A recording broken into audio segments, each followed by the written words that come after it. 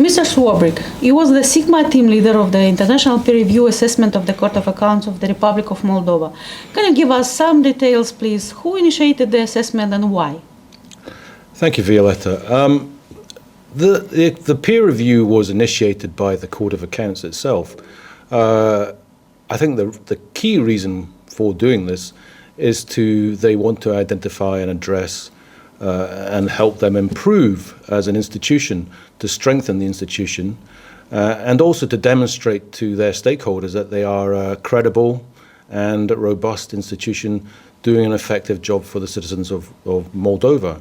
So I think it's, from my perspective, it's a reasonably courageous and brave move to want to be reviewed by some external independent parties and experts to find out where you are in terms of the expectations for an institution like the Court of Accounts in meeting the expectations of international standards and the expectations that similar organizations and bodies in EU member states are expected to achieve. Is it a common practice for Supreme Audit institution from EU countries or from EU neighborhood countries to undertake such kind of peer reviews? Yes, it's mainly driven by the institutions themselves about wanting to be subject to peer review, and a number of institutions in the EU member states, in the enlargement countries and neighborhood countries to the EU have undertaken or been subject to peer reviews. Generally, they're looking to find out how they're doing against the international standards and the expectations, and to help them improve as institutions to become better, stronger, more credible institutions. So yes, I think it is a common practice. Not every institution has been subject to it, but those who I think are looking to be improved are generally the ones that subject themselves ultimately to a peer review.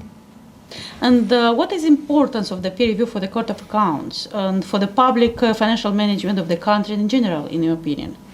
From my perspective, the importance of the peer review for the Court of Accounts is that it helps them improve, helps them see where they are in line in terms of the expectations of international standards for supreme audit institutions, helps them to see where they are in terms of the expectations of good practices for similar institutions across the EU, and helps them to develop and continue to improve, and ultimately identify areas where they need to improve as well.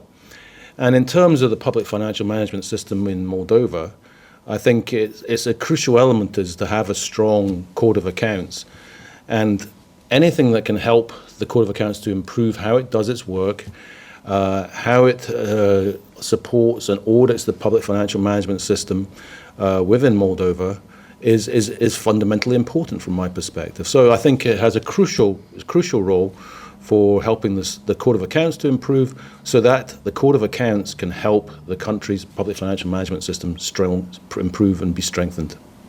And what are the results of the international assessment of the Court of Accounts and the overall conclusion of the external evaluation? Well, the overall conclusion of the peer review and our assessment is that the Court of Accounts is on the right path.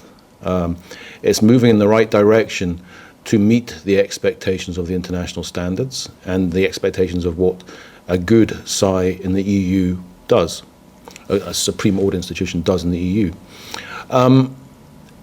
It's in a reasonably well-developed position in certain aspects, but there are some areas which need to be improved, areas that need to be strengthened. There are aspects where practices need to be embedded, and there is certain risks still within the situation, within the system, which could have a negative impact if these practices are not embedded thoroughly within the Court of Accounts. But overall, we are very positive about the results of the peer review. We see that the court has developed well and has got this improvement focus on how it does its work and is looking to improve. And we are very supportive of them in taking that step forward and moving forward on that journey. And what are the main recommendations of the peer review? Well, there's a significant number of recommendations in the report, but in terms of key themes, we think that there are aspects around the legal framework of the court that need to be improved, to strengthen its independence, to give it the appropriate independence and status as an institution to effectively do its job. Whilst the legal framework is, in many ways, is adequate, there are some issues around its financial independence and its own organizational and operational independence, which do impede it in doing its or meeting its mandate and delivering its work as you would expect it to be the case. So, these are fundamental for helping addressing these issues around the legal framework are fundamental for ensuring that the Court of Accounts can organize itself to efficiently and effectively to do its job and meet the needs of the stakeholders, such as the Parliament and the citizens of Moldova, in delivering an effective audit service to the country. Aside from the independence issues and the legal framework, the other key recommendations are that there's still some work to do to embed good audit practices. They have been developed and they are being implemented, but they need to be embedded and institutionalized within the institution to ensure that there's a quality audit services provided. So areas around strengthening the quality management system are important.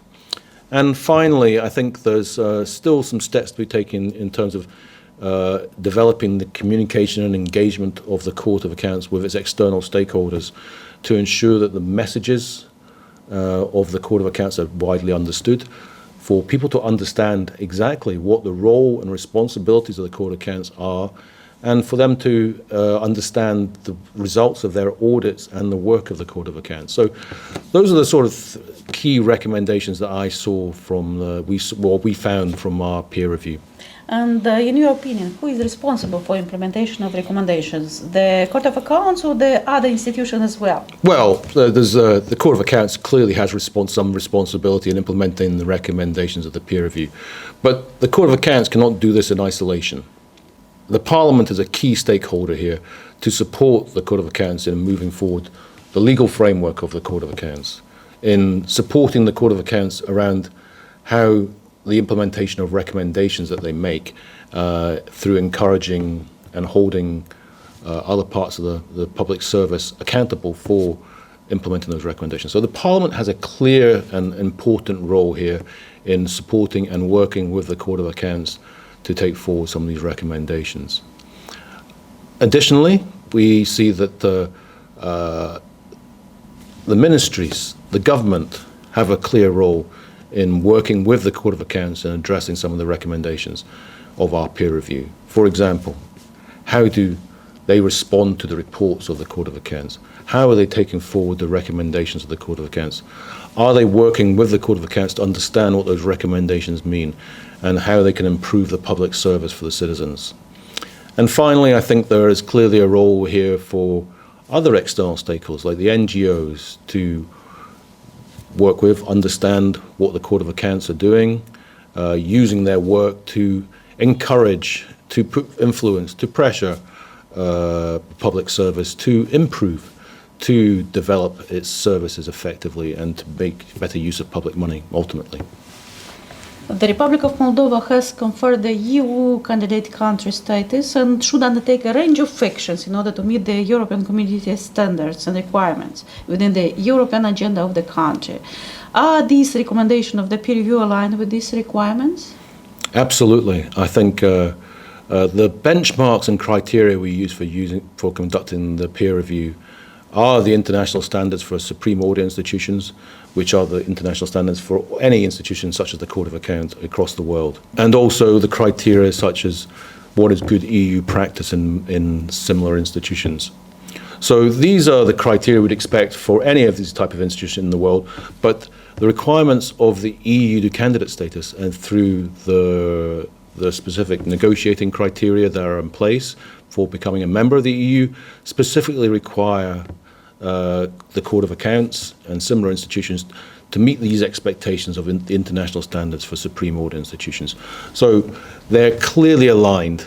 The criteria we use for conducting the peer review and bringing forward recommendations for the Court of Accounts are clearly aligned with the requirements for an EU candidate country.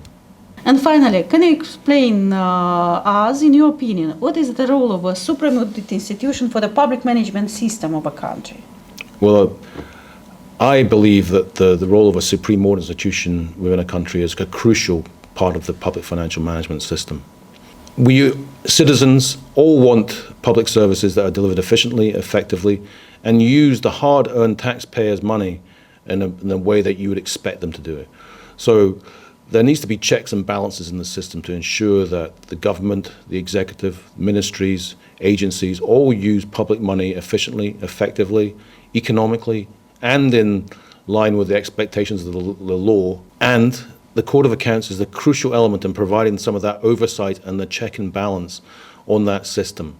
They are there to ultimately to help protect the citizens' taxpayers' money, to assess whether the government is using that money appropriately, is using it efficiently and effectively, and is reporting that effectively as well, and to an extent helping hold the government and the executive to account, and providing the Parliament with information and other stakeholders with information with which they can hold the government and the various public service to account.